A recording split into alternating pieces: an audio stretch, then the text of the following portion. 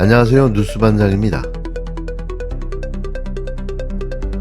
얼마 전 국민의힘 해운대구 의원들이 사고를 치더니 이번엔 남구의 박수영 의원이 부산 시민은 25만 원이 필요 없다는 망언을 해서 부산에 난리가 났습니다. 저 같은 서민에겐 의미 있는 액수인데 그런 돈 필요 없다는 박수영 의원의 쿨함에 기가 죽어서 제가 한번 찾아봤습니다. 36억 원의 재산, 20억 원의 예금, 박수영 의원이 올해 신고한 재산입니다. 부럽습니다. 그 정도 부자시니 당연히 25만 원은 돈도 아니겠지요. 아마도 이분은 요플레 뚜껑도 얕아 먹지 않고 그냥 버리실 것 같습니다. 그런데 박수영 의원님, 부산 시민들이 다 의원님처럼 부자가 아니고요. 그동안 세금 꼬박꼬박 낸 시민들이 지원받는 돈을 의원님이 받아라 말아라 할 일도 아닙니다. 국회의원은 주권자이신 국민 대신 일을 하는 사람이지 국민에게 지시하는 사람이 아니란 말입니다. 도대체 국민의힘 의원들의 직업의식은 왜 그 모양입니까? 그리고 아무리 부자라도 서민들의 현재 상황을 이렇게나 모릅니까? 그러면서 무슨 정치를 합니까? 의지가 있다면 진작에 했을 것입니다. 그렇게 좋다는 산업은행 이전인데 빠르게 대선 공약을 실천 안 하고 뭐 했습니까? 국민의힘이 앞장섰으면 부산의 야당들이 반대했을 리가 있습니까? 해수부 이전에 대해서는 아예 상상조차도 한 적이 없지 않습니까? 그런데 대통령께서 산업은행 이전이 효율적이지 않다고 판단해 대신 해수부를 이전하겠다고 하니 아무것도 안 하고 있다가 갑자기 둘 다 내놓으라고요. 이런 걸 세간에선 도둑놈 심보라고 합니다. 물론 이런 행태가 박수영 의원만의 것은 아니죠. 과거를 되짚어 보겠습니다. 국민의힘은 초등학교 무상급식 하면 포퓰리즘으로 나라가 망한다고 그렇게나 난리치더니 그 다음 지방선거에선 고등학교까지 무상급식을 하겠다고 했습니다. 문재인 정부 때의 긴급 재난지원금에 대해 매표행위라고 결사반대를 외치더니 여론이 호의적이자 4일 만에 지금 당장 50만 원씩 주자 100조 원을 조성하자고 했습니다. 농업직불금 1조 8천억을 2조 4천억으로 늘리자고 할 때도 결사반대하더니 분위기가 그게 아니자 갑자기 3조로 늘리자고 했습니다. 국민의힘은 이렇듯 늘 일은 안 하면서 무조건 반대하고 상대가 일을 해서 국민들이 지지한다 싶으면 갑자기 뻥튀기를 해서 역제안하고 빠집니다. 부산 시민 여러분, 그리고 국민 여러분, 이 사람들은 양심이 없습니다. 한결같은 이 모습을 꼭 기억하시기 바랍니다. 정말 어처구니 없는 일이 벌어졌는데요. 국민은 필요 없다면서 본인 후원금은 필요하다는 황당한 말이 국회의원 입에서 나왔습니다. 박수영 국힘당 의원이 민생회복 소비 쿠폰을 두고 부산 시민은 25만 원이 필요 없다고 주장했는데요. 그런데 그 발언이 나온 바로 다음 날 박 의원은 SNS에 본인 정치 후원 계좌를 떡하니 공개했습니다. 부산 시민에게는 25만 원이 필요 없고 자기한테는 후원금이 절실하다는 건데요. 정말 기가 막힌 이중잣대입니다. 서민들에게 25만 원은 단순한 돈이 아닌데요. 생계를 이어가는 숨통이고 최소한의 희망입니다. 그런데 박수영은 이 돈이 필요 없다고 단정지었는데요. 시민들을 대표한다는 국회의원이 무슨 자격으로 그런 결정을 하냐는 비판이 쏟아지고 있는 겁니다. 부산 시민들이 언제 박수영에게 대변을 부탁했는지 묻고 싶은데요. 더 충격적인 건 박 의원의 자산인데 본인 재산이 무려 36억 원입니다. 36억 자산가가 서민들의 25만 원을 조롱하며 필요 없다고 말하는 그 장면, 부산 시민들의 뇌리에 깊이 박혔는데요. 박 의원은 현금 살폰이 포퓰리즘이니 베네수엘라 운운하며 이재명 대통령의 민생정책을 비하했는데요. 정작 본인은 정치 후원금에는 거리낌 없이 손을 벌렸습니다. 국민에게는 나랏빛 걱정을 들이밀고 본인에겐 당당히 돈을 요구한 건데요. 이게 국회의원입니까? 앵벌이 거짓입니까? 부산 민심은 폭발 직전인데요. 시민들은 누가 25만 원 필요 없다 했냐? 이건 박 의원 개인 생각일 뿐이다. 지금 민생이 얼마나 힘든데 왜 함부로 말하느냐며 분노하고 있습니다. 실제로 거리의 시민들은 국회의원이 시민을 대표하지 못하고 있다고 목소리를 높이고 있는데요. 민주당은 박 의원의 발언을 시민 모독이라고 규정했습니다. 김병주 의원은 박수영이 무슨 자격으로 시민의 권리를 거부하느냐고 따졌고, 한준호 의원은 산업은행 이전은 윤석열 공약인데 3년 동안 안 옮길 때는 찍소리도 안 하더니 이제 와서 지원금보다 낫다는 건 시민 기만이라고 직격했습니다. 국힘당 내부에서도 비판이 나왔는데요. 같은 당 정성국 의원조차 국민을 바라보는 입장에서 신중하게 글을 써야 한다고 지적했습니다. 부끄러운 줄 알아야 할 일이지만 박 의원은 오히려 더 당당했는데요. 산업은행 이전이 지원금보다 낫다며 베네수엘라 경제위기 영상까지 올렸습니다. 산업은행이 밥을 먹여줍니까? 당장 하루를 버틸 돈이 절박한 서민 앞에서 이 무슨 궤변입니까? 박수영의 이중적 태도는 국민 모두가 목격했는데요. 민생에 대한 공감 없이 고개를 들고 서민을 조롱하는 행태는 절대 용납될 수 없습니다. 본인은 잘 먹고 잘 산다고 국민도 안 힘든 줄 아는 오만한 정치는 반드시 심판받아야 하는데요. 이재명 대통령의 민생회복 소비 쿠폰은 위기에 처한 국민을 위한 최소한의 지원입니다. 이를 모욕한 박수영에게 묻지 않을 수 없는데요. 당신은 국민의 대표입니까? 기득권의 대변자입니까? 국민을 무시하고 민심을 무시한 정치는 반드시 대가를 치르게 되는데요. 박수영 의원은 이제라도 현실을 직시해야 합니다. 당신이 비웃은 25만 원은 누군가에게 삶의 마지막 끈일 수 있는데요. 국민은 필요 없다고 말한 적이 없습니다. 진짜 필요 없는 건 당신의 오만과 위선입니다. 요즘 연일 화제가 되고 있는 부산 정치인들 이야기를 좀 드리겠습니다. 부산 해운대구 의회에서 해수부 부산 이전 촉구 결의안이 국민의힘 구의원들에 의해 부결되어 비난이 지속되고 있는 가운데 지난 주말 동안에는 국민의힘 소속 박수영 의원 때문에 부산 지역사회가 상당히 시끄러웠던 모양입니다. 박수영 의원이 지난 금요일 저녁에 SNS에 글 하나를 올렸던데요. 해수부를 보내준다니 감사히 받겠다라면서 당선 축하금 25만 원 대신 산업은행도 남구로 빨리 보내주세요. 우리 부산 시민은 25만 원 필요 없어요. 라는 내용이었습니다. 여기에 대해서 제 사견을 덧붙이기보다 본인의 글에 달린 수많은 댓글들 중 몇 개만 제가 읽어드리겠습니다. 본인이 줄 거냐? 나는 필요하다. 우리 부산 시민은 국민의힘이 필요 없다. 산업은행은 윤석열 정부 공약인데 3년 동안 안 옮길 때는 이런 말도 못하더니 참 웃긴다 등. 이 부산 시민을 기만하는 것도 정도껏 하셔야죠. 그래서 부산에서 정치 계속할 수 있겠습니까? 민생회복지원금 필요 없다고 하셨으니 이 소비 쿠폰 신청하시는 것 반드시 인증해서 사진 올려주시길 부탁드리겠습니다. 국민의힘이 민생회복지원금을 뭐라고 불러도 그 본질은 변하지 않습니다. 어려운 민생과 지역경제에 활력을 불어넣게 될 정책입니다. 우리 가족 식비에 요긴하게 쓰겠다. 오랜만에 머리도 하고 안경을 바꿔서 나 자신을 더 돌보겠다. 우리 아이 학원비에 보태겠다. 이것이 국민들의 생각입니다. 마침내 국민의 손으로 언론을 되찾는 방송 3법이 국회 과방위를 통과했는데요. KBS, MBC, EBS의 이사수를 확대하고 추천권을 다변화해 정치권의 입김을 줄이는 내용입니다. 방송 3법은 2025년 7월 2일 국회 과학기술정보방송통신위원회 법안심사 소위를 통과해 이제 곧 본회의에 상정해 처리할 예정인데요. 우리 모두가 기다려왔던 그 법안이 통과되는 겁니다. 그런데 국힘당은 또다시 방송 장악이니 뭐니 하며 궤변을 늘어놨는데요. 그동안 윤석열이 두 차례나 거부권을 휘둘러 막아섰던 법안입니다. 윤석열이 장악해놓은 공영방송 체제를 그대로 두자는 말이냐는 국민적 분노가 높아지자 국힘당은 퇴장쇼, 고성, 억지 주장으로 법안 처리를 방해했는데요. 박정훈과 김장겸 같은 자들이 도대체 누구를 위해 국회에 있는지 되묻지 않을 수 없습니다. 특히 이번 회의에서 논란의 중심에 선 인물은 이진숙이었는데요. 방송통신위원장이라는 자가 느닷없이 이재명 대통령이 방송법 관련 방통위안을 만들라고 지시했다는 주장을 내놓은 겁니다. 확인 결과 그런 지시는 없었던 것으로 드러났는데요.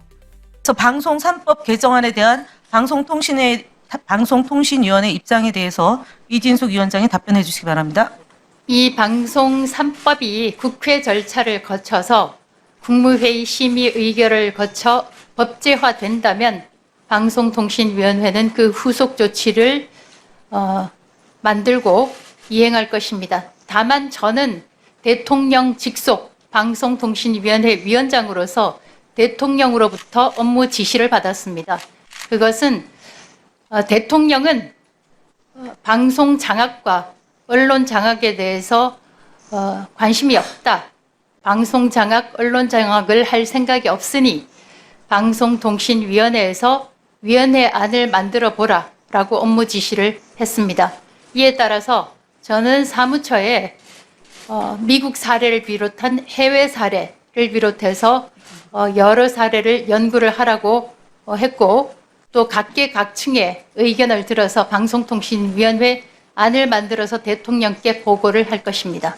대통령께서 공식적으로 방송통신위원회에 방송 3법을 준비하라고 지시한 적이 있습니까? 저희 방통위원장님께 그렇게 들었습니다. 공식적으로 지시했다? 예, 저는 그렇게 들었습니다. 확인해 보셨어요? 그거는 방송통신위원회가 무슨 일을 진행할 때 그 대통령실에 확인해야 되잖아요. 그냥 할 수 없죠. 공무원이시죠?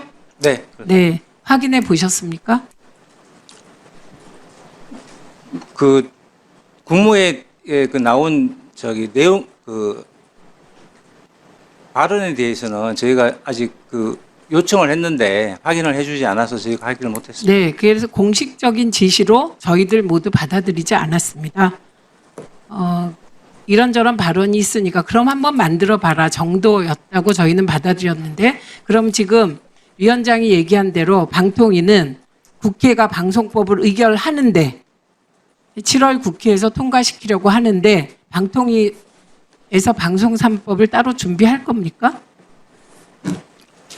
지금 지시했다고 했잖아요.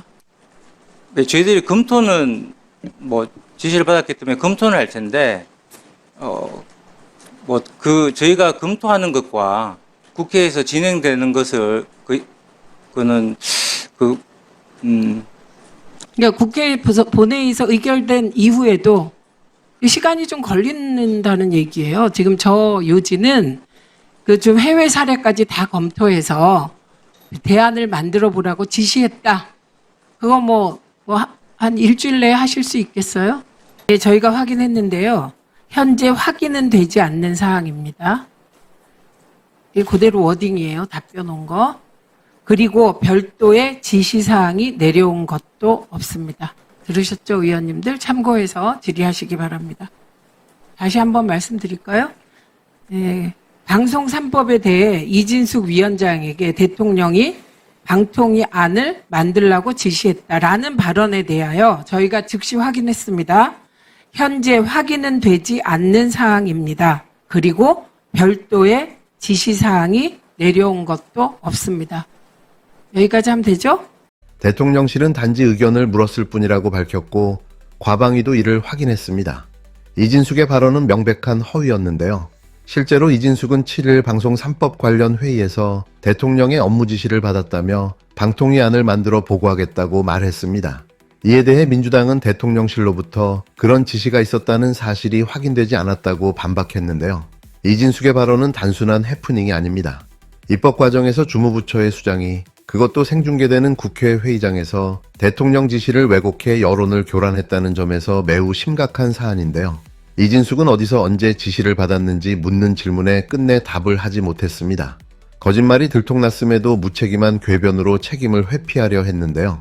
최민희 과방위원장은 대통령실로부터 별도의 지시가 없었다는 공식 입장을 받아 회의장에서 공개했고 이진숙은 입을 닫고 사실상 회피했습니다. 방송의 독립성을 말할 자격이 있냐는 비판이 터져 나왔는데요. 이건 누가 봐도 입법을 지연시키기 위한 방해 공작이었습니다. 애초에 이진숙은 이명박 정권 시절 공정방송을 파괴한 선봉장이었는데요. MBC 보도본부장으로 있으면서 정권에 유리한 뉴스만 내보냈고 윤석열 탄핵된 상황에서도 이재명 정부 눈치를 보며 공영방송 장악을 꾀하고 있습니다. 이런 자가 대통령의 이름까지 끌어들여 국회를 기만하려 했다는 건 사퇴로 끝날 문제가 아니라 사법 처리 대상인데요. 끝까지 진상입니다. 이런 막장극 속에서도 민주당은 흔들림 없이 방송 3법을 통과시켰는데요. 법안은 KBS 이사를 11명에서 15명으로 확대하고 MBC와 EBS 이사도 13명으로 늘려 시민사회의 참여를 보장했습니다. 특히 사장추천위원회 일반 국민 100명이 참여할 수 있게 한 개정 내용은 공영방송을 국민에게 돌려주는 상징적 조치인데요. 이게 바로 윤석열이 두려워했던 변화인 거죠. 공영방송이 다시 국민의 손에 돌아가는 구조적 변화입니다. 방송 3법의 본회의 통과는 이제 시간 문제인데요. 민주당은 노란봉투법, 양곡관리법 등 윤석열이 거부했던 민생 법안들도 이번 달 안에 신속히 처리하겠다는 계획입니다. 여기에 검찰개혁까지 더해지면 국정농단 세력의 최후는 더 이상 미룰 수 없게 되는데요. 한편 이재명 대통령은 방송 3법과 관련해 권력구조나 집권 여부와 관계없이 국민적 공감과 지지를 받을 수 있는 방송법이 필요하다는 입장을 밝혔습니다. 이제 남은 과제는 이진숙 같은 방해 세력에 대한 정리인데요. 거짓말로 국회를 기만하고 대통령까지 끌어들여 입법을 흔들려 한 자를 더는 용납해선 안 됩니다. 국민의 방송을 되찾는 일은 언론 정상화를 위한 시대적 과제인데요. 방송은 권력의 도구가 아니라 국민의 눈과 귀입니다. 그 진실을 가로막는 자의 끝은 반드시 국민의 심판뿐인데요. 그래도 우리는 한 걸음 나아갔습니다. 그 방송 3법 관련해서 오늘 과방위 통과했는데 아까 과방위 회의에서 이진숙 방통위원장이 이제 대통령께서 방통위원을 만들라고 하셨다. 방송 3법에 대한. 그러니까 최민희 위원장께서 뭐 대통령실에 확인해 봐라 이렇게 하셨고 김현 간사께서는 이게 방송 3법이 아니라 방송 개혁과 관련한 방통위 개혁안을 만들어 보라는 거였다. 뭐 이렇게 이제 논란이 오갔는데 그 사실관계가 좀 정확히 어떻게 되는지 좀 여쭙습니다. 네, 모든 발신 메시지는 수신자의 오해도 가능할 수 있다는 생각이 일단은 제 개인적으로 좀 들고요. 일단은 아침에 제가 브리핑했던 것처럼 방송 3법에 관해서는 더 많은 방송을 사용하고 있는 국민들, 방송의 소비층이라고 할 수 있을 국민들이 공감할 수 있는 방송에 대한 방송통신위원회에 대한 존립 근거가 필요하고 한편으로 그런 거버넌스가 마련되어야 된다라는 건 대통령의 평소 생각이십니다. 이 평소 생각을 저희는 하지만 입법기관이 아닙니다. 그러므로 인해서 입법과 행정이 분리되어 있는 3법 분리 과정에서 당연히 입법권을 존중하고 국회와 소통하기도 하고 하지만 국회 법안에 대해서 저희가 개별적인 의견을 내는 것은 꼭 적합하진 않다라고 생각을 하는데요. 제가 기억하기로는 지시라고 보기는 업무 지시라는 표현을 썼더라고요. 근데 지시라고 하기보다 의견을 물은 쪽에 더 가까웠다. 이건 제 주관적인 해석이긴 합니다만 이제 그런 부분에서 덧보태고 싶은 거는 아까 말씀드린 것처럼 입법에 의해서 거버넌스가 결정이 된다면 방송통신위원장으로서 입법기관인 국회와 더 긴밀히 소통해야 하지 그 계획안과 기획안을 대통령에게 보고하는 것은 차우순이 아닐까라고 개인적으로 생각을 하고요. 충분한 입법기관과의 논의가 있을 만한 시간적 여유가 꽤 있었던 걸로 압니다. 근데 그 부분에 있어서 입법기관을 회싱하지 않는 것이 오히려 대통령께서 말씀하신 선출된 권력에 대한 임명된 권력의 존중감을 보여주는 하나의 태도가 아닐까라는 생각이 들기도 합니다. 개인적인 의견입니다, 모두. 네.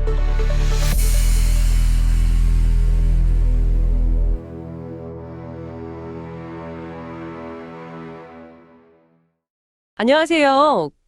보내주신 자료들을 바탕으로요.